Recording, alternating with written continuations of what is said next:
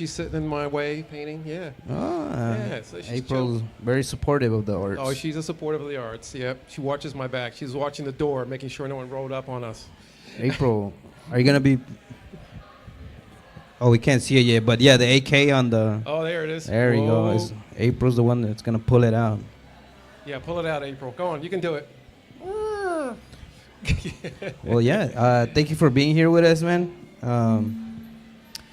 Your room is dope. I like your room. I like the Oh, thank you, on man. the other side that we can't see. Yeah. That side. So it's kind of three different scenarios happening in the room. The eye obviously is dealing with the technology, the privacy, the AI. transparency, and a little matrixy kind of vibe to it. I noticed that with the greens and the black. Yeah, and the little numbers and the codes are dripping through it. Then the centerpiece is the AK and the stone, which kind of a takeoff of the Excalibur, and the sword and the stone.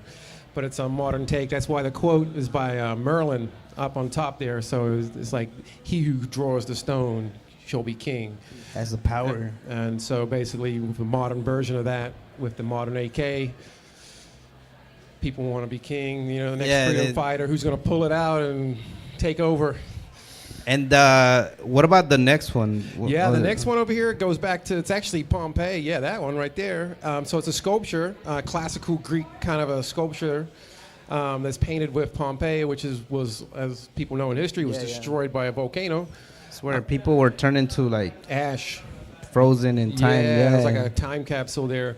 But that's why it says end of an era. And underneath of it, it's got more like, it goes back even further to caveman. But it kind of to me, it kind of talks a little bit about, civilizations that we think are so permanent and so, things are very transparent. Things move, and right now I didn't really plan like that, but right now we know, Hawaii is dealing with their own volcano and issues, but that just happened before I even, after I made this. So it was kind of, again, it kind of brings up some of those issues where, you think you're all safe on a piece of rock, but yeah, we never know. We never know. Nature. I mean, we're on the fault line, so we sure are. Yeah, we're a part of it. Not to scare everybody, but yeah. Yeah, no. So yeah, so the room kind of deals with those kind of concepts, and then there's one other painting on the other side, which is I added into it, which talks about it's called the Instruments of Time. Let's see if we can do the shot. The Instruments of Time basically talks about how man tries to harness nature, and try to take. That little guy there, like a little Back to the Future, looking at his clock. Marty. Yeah, but then he's, got the Stonehenge. We got all these different through the millennia, really, how man has tried to harness nature and time, and we're always trying to put those together. Yeah. And how long did you take to do the whole room? So with the room, I actually started. Once I found out I was going to do it, I actually started working on the panels at my studio because I had an idea that I figured with the sculptures, I really needed to plan it out for it to work. So I came in, measured everything out, really try to get my numbers right, and then make it at the house, and then really just kind of spend the week here just doing installation. But it actually took only 3 days to install it because the main bulk of the painting was done. I painted the ceiling, did a little treatment to the floor, and had a little fun with it. And what's your background in the arts? Like, how'd you start? So I'm originally from New Zealand, but I've been living in Los Angeles now for 20 years. So I came here a few years ago now, downtown here, actually right here at the Greyhound station on 7th. Oh, yeah? Yeah. Oh, nice. That's where I started, and I was like Boyle High, it's South Central, Highland Park, Echo Park, all the little parks around it here, the neighborhood. So I kind of started out late 90s, and that's how I got into doing murals and street art or graph and stuff. Yeah, I was going to say, you graph. Yeah, it was a lot of, date myself, but during that time it was freedom down here in painting alleyways and rooftops. The river? Yeah, did you ever go to the river? Even just down on even down by by the Staples Center now. Yeah. Well, it wasn't built up then, so the alleyways were just prime, just bombing spots. So I used to take the dogs, not this one, but other dogs I had, and kind of walk them through the alleys and get up on roofs. And then I was also painting murals, so I got involved with doing bigger productions with other artists.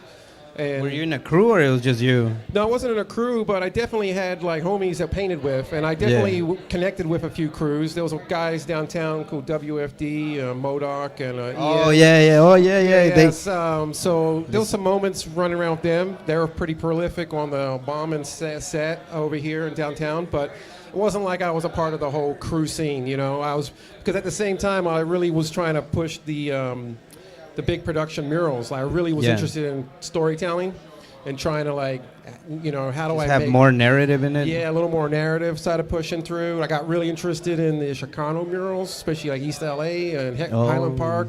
You know, you got some OG legendary 70s artists, Willie Heron and those guys. Yeah, I mean like the big ones on the, what is it, the 110? Yeah, exactly. Those are huge. Those Yeah, are dope. you got those, and you know Frank Romero, and you know you got a lot of those old cats that were been doing this for a long time, and so it was kind of, for me, it became a blend between the graph scene and then those kind of artists, and so I started blending the mix of the two, you know. So it kind of led me to doing more like bigger murals, mixing the spray cans with the brush work, because you know a lot of those old cats, they're still brush, you know, a lot of brush painters, and so it was kind of a cool experience to kind of being in LA and the whole scene. Yeah, basically, and then you know I was fortunate enough to be with some of those guys to bring me in, you know, and that was something where, you know, they saw me painting and they're like, hey, you're okay, you know, you can come paint with us. And, You're all right, you're all right, you know, see what you're about. And so that's kind of what led me to getting in the whole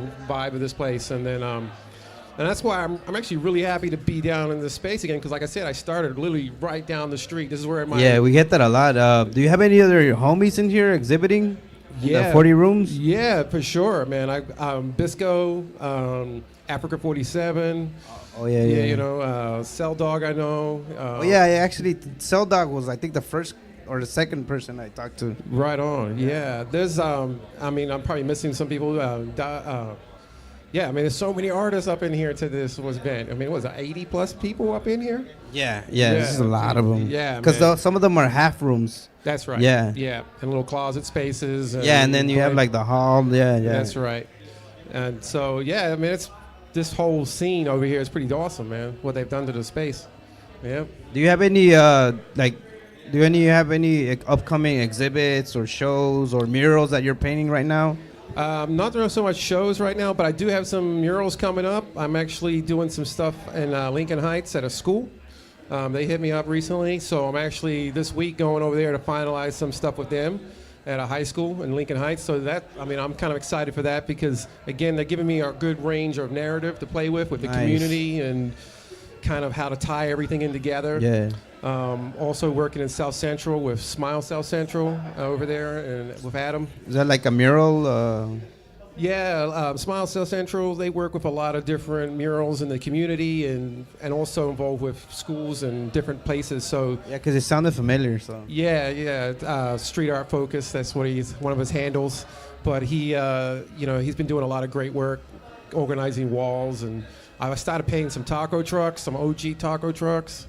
Those have been real fun. Like I get really honored when people ask me to do these things. You know, I'm not being a complete native, but I feel 20 years I've been here a good amount of time. So when people come to me and ask me to do these kind of jobs, I take it pretty seriously because I take the community and the people that are going to view it. You know, I take them into consideration. You know, I don't want to just show up and just put like whatever on there. I want to make sure that it fits, you know. And yeah, that's great. That's great. It has a message to it. Yeah, exactly. I want, again, the whole mural and art scene, to me, comes a lot out of like the OGs, Mexican artists. Diego Rivera, Siqueiros. Those guys were painting in L.A. Well, Siqueiros was painting in L.A. in the 30s. Yeah, is it America Tropical? That's correct. Over there in Olvera Street, which got whitewashed almost immediately by being anti-imperialism. So. They were the ones that were like, hey man, we got something to say, and we're gonna say it, and the walls talk, and the walls speak a message. Yeah. So that kind of. And it's important because what you're doing is, the next generation gonna be like, damn, I want to paint like that guy. I want to put messages like that guy. Yeah. That's what I find when that's why I actually like doing schools too, man, because like a lot of these schools is people. I don't know if people realize that outside of LA, but the they stopped kind of doing art in school now. You know, the arts and music They programs. cut funding left and They right. cut all that stuff out, so these kids don't get to see it. So all they're seeing is stuff on the streets now. You know, that's what they're getting influenced by. And so if they can take it to the next level, because I know they will, you know, if I can inspire anybody like that. I mean, I was inspired by it when I came here. Right, yeah, you know yeah, what I mean? exactly. So it's all about, you know, art gets passed on by generation to generation. And that's not my quote, someone else said that, but I find that to be like very true, you know, like someone taught me the ropes of painting, you know, and I also teach kids, so it's like, hey, I could teach someone else, dude, take Oh it. yeah. You know, it's a way of communicating, and it's a message where it's bigger than people sometimes think. You know, you see that image on the wall, and it says, "Hey, man, like, I could do that," or like, "Hey, that's kind of what makes you think. Like, why is that there?" Or just give you a little something to like think about. Yeah. Well, thank you for stopping by and taking this few minutes out of your day to come hang out with us here at the Drone Box at Rendon. Awesome, man. Thank Do you. you have any shout outs, or do you want to put your IG out there in case anybody's Sure. watching live? Yeah, sure. I just go by my name. There's no secret to my name anymore. I got out of that, so I just go by Clinton Bopp, BOPP. That's how you'll find me through pretty much all the socials that are out there. I want to give a shout out to Smile South Central. Adam, you've been instrumental in the last few years getting me some sick spots and people and helping me communicate with the communities. So I look forward to doing many projects in the future out there. Awesome. Thank you. Thank you. April, right? April. All right, we're live from the Rendon on dronebox.com.